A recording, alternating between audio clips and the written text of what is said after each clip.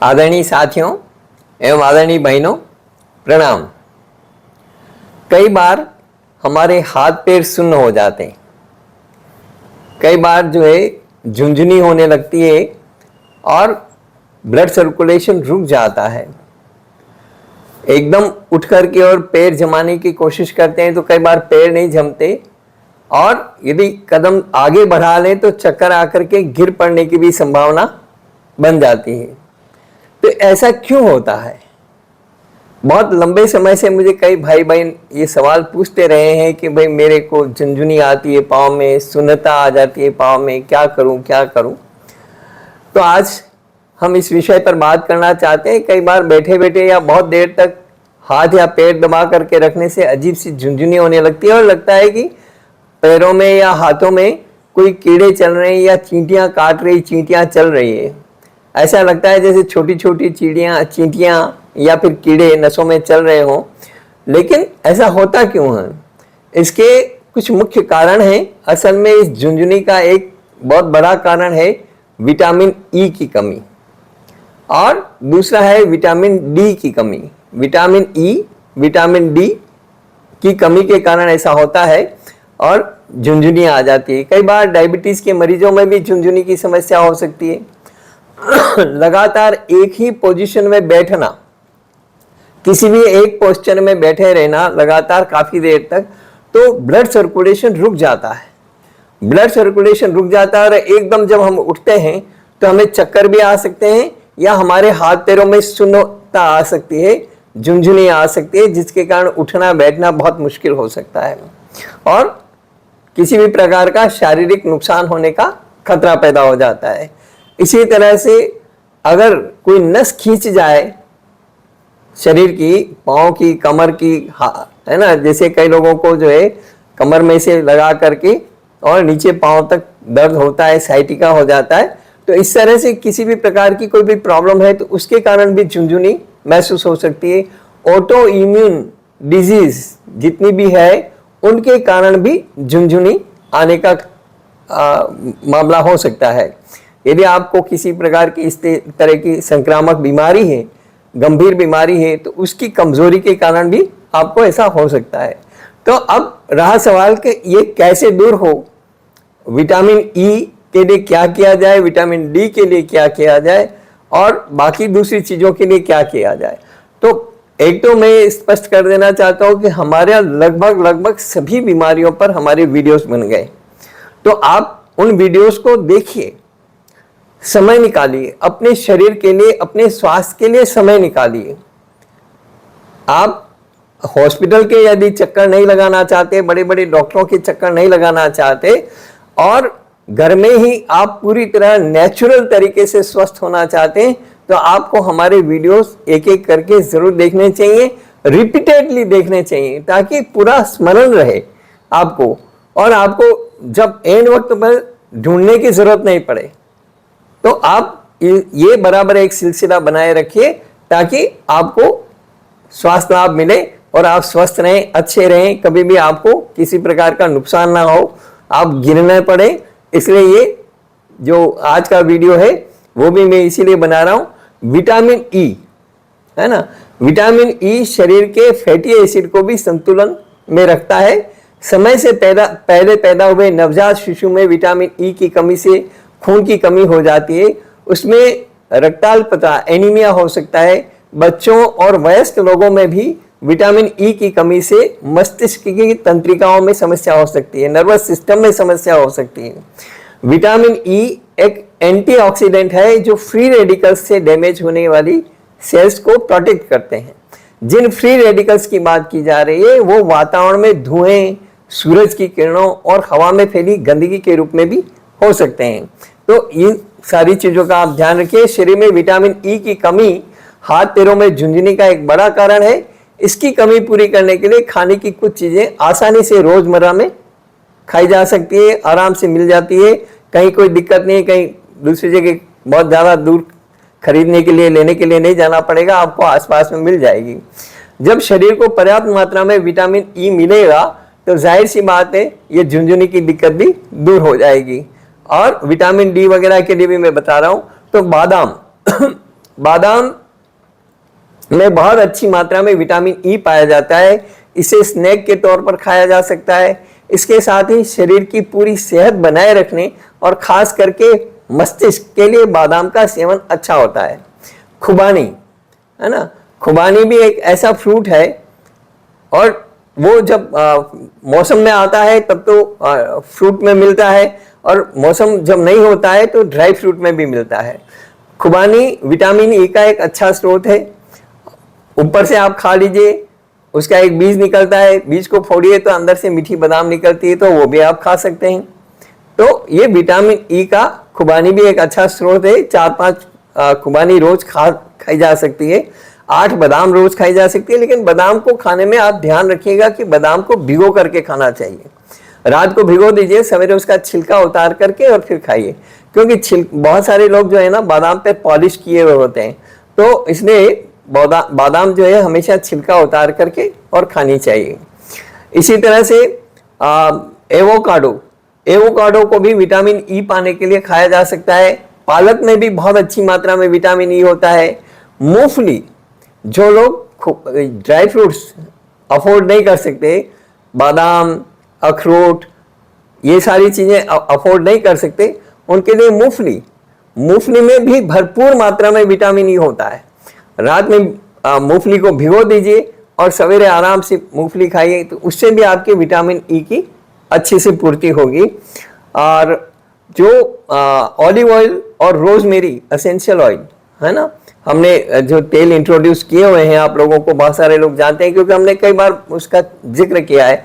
तो olive oil और rosemary essential oil mix करके, या बादाम का तेल और ग्रेपसीड ऑयल मिक्स करके, या जो हमारा कमाल का तेल है उससे पूरी शरीर की मसाज करके भी आप विटामिन ई की कमी से होने वाले नुकसान व झुनझुनी की समस्या से निजात पा सकते हैं। ब्लड सर्कुलेशन आपका बराबर रहेगा। और कभी भी एक ही पोस्चर में बहुत लंबे टाइम तक नहीं बैठें, थोड़ा सा पोस्चर चेंज करते रहें ताकि आपके शरीर का ब्लड सर्कुलेशन बराबर मेंटेन होता रहे। यदि आपके बहुत ज़्यादा सीटिंग का काम है ना, तो आप हर थोड़ी सी देर में, आधा घंटा पौन घंटे में एक बार 2 मिनट के लिए उठ जाइए। उठ करके 2 कदम चल के पानी भी पी लीजिए, ठीक है, किसी तरह से। नहीं तो बॉडी को स्ट्रेच करने के लिए भी उठ जाइए किसी तरह से, ताकि पूरी बॉडी में ब्लड सर्कुलेशन आपका बराबर मेंटेन रहे। ये ध्यान रखिए खास करके, नहीं तो आपको इसके देर सवेर बहुत भयंकर दुष्परिणाम भी हो सकते हैं।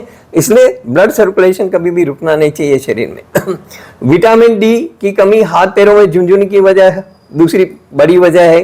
तो ब्लड प्रेशर यदि आपका गड़बड़ है, यदि आपको बहुत ज़्यादा थकान महसूस कर रहे हैं, जोड़ों और हड्डियों में दर्द हो रहा है, शरीर में झुर्रियाँ पड़ रही है, डिप्रेशन और तनाव हो रहा है, मांसपेशियाँ कमज़ोर हो रही है, डायबिटीज़ है, कैंसर का खतरा है ना, तो ये विटामिन डी के कारण ये सारी चीज़ें होती है। विटामिन डी की कमी के कारण, विटामिन डी की कमी है तो आपको कैंसर का खतरा भी हो सकता है। विटामिन डी की कमी के कारण आपको डायबिटीज का खतरा भी हो सकता है, मांसपेशियां भी आपकी कमजोर हो सकती है, डिप्रेशन भी आ सकता है।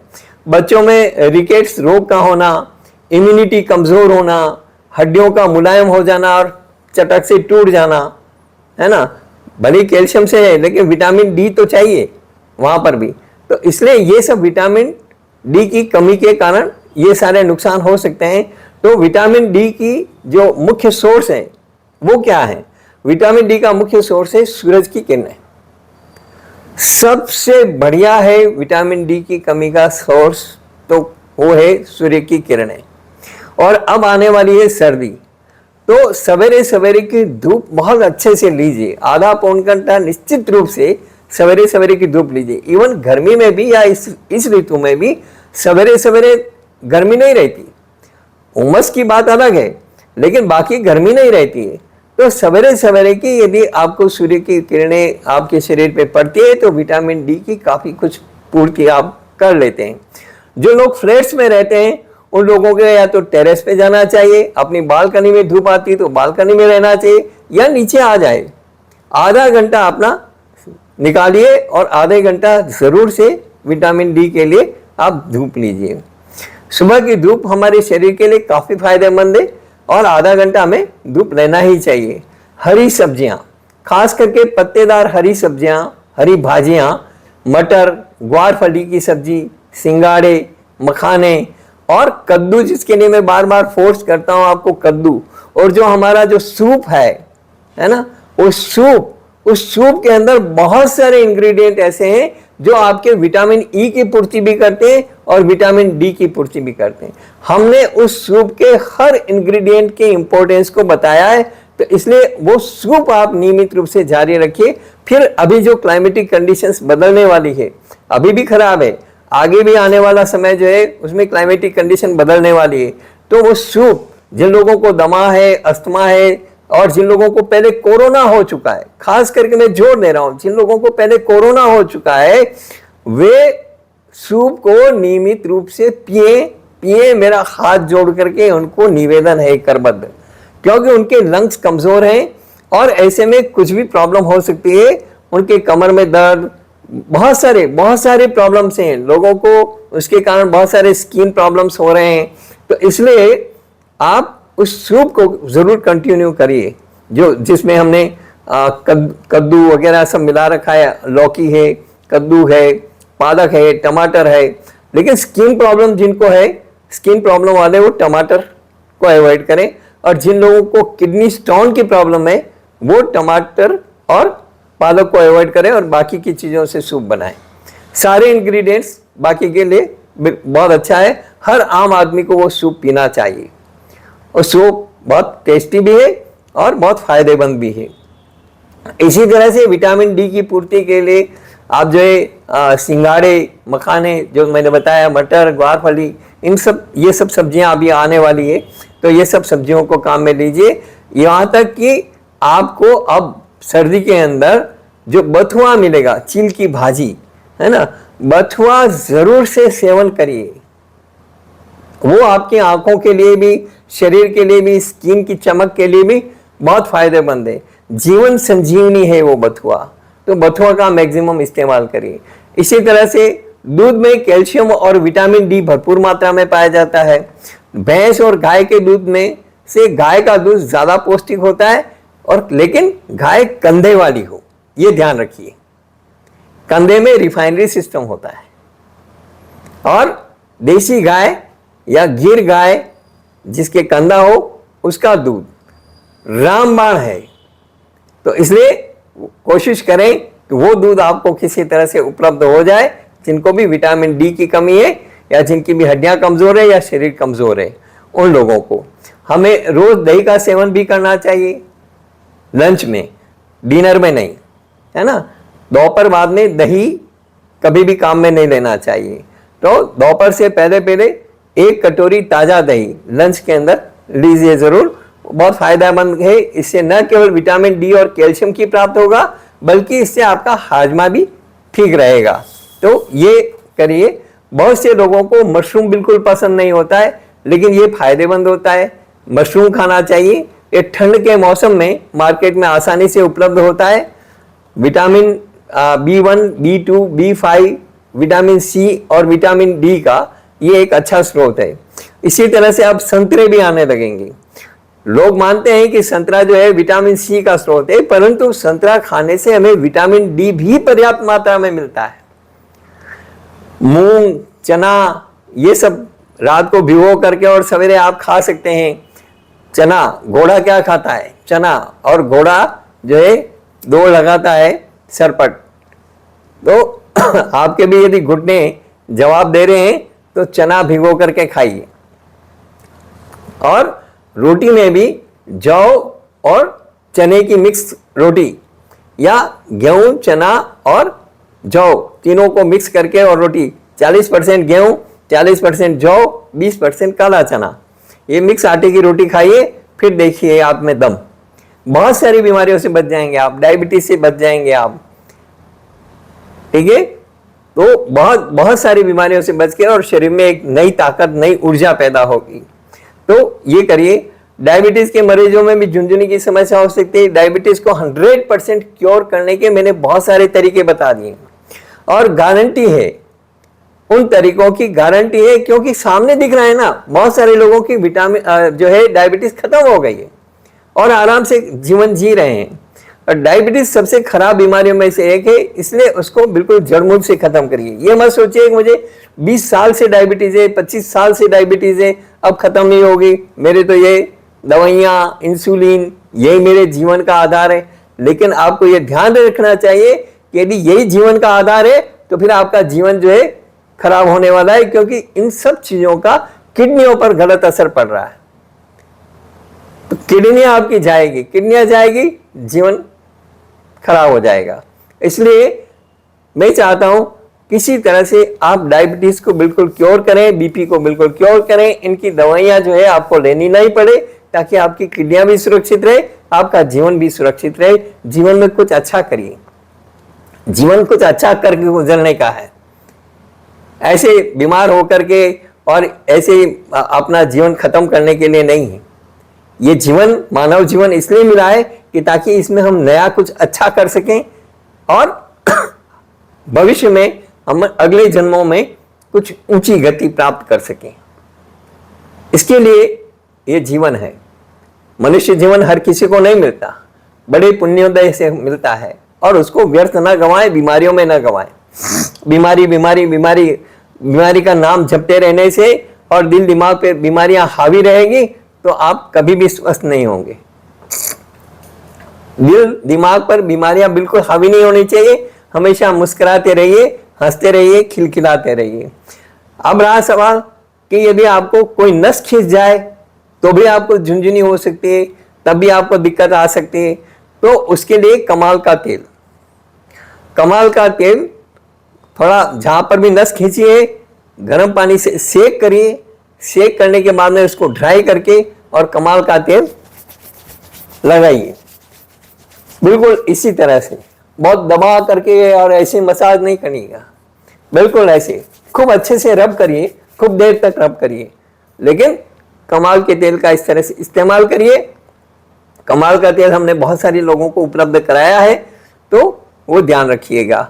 इसी तरह से ऑटो इम्यून बीमारियां जो भी आपको है, यदि किसी को भी ऑटो इम्यून बीमारियां, तो उन बीमारियों को जड़मूल से खत्म करिए। और उन बीमारियों को जड़मूल से खत्म करने के लिए हमने 380 वीडियो बना दिए, तो आप उनको देखिए, भरोसा करिए, और निश्चित रूप से उनमें जो बताई गई चीजें हैं, केवल सवाल पूछने से समस्या का समाधान नहीं होगा। उनमें जो कुछ भी बताया गया है उसको आत्मसात करिए, उसको जीवन व्यवहार में लाइए, तो आप कई प्रकार की बीमारियों से बच जाएंगे। आपका जीवन खुशहाल हो जाएगा, आपका परिवार खुशहाल हो जाएगा। इस वीडियो में इतना ही। यदि मेरा वीडियो अच्छा लगा हो तो आप इसे ज्यादा से ज्यादा लोगों को शेयर करें, ताकि सभी को लाभ मिल सके। धन्यवाद।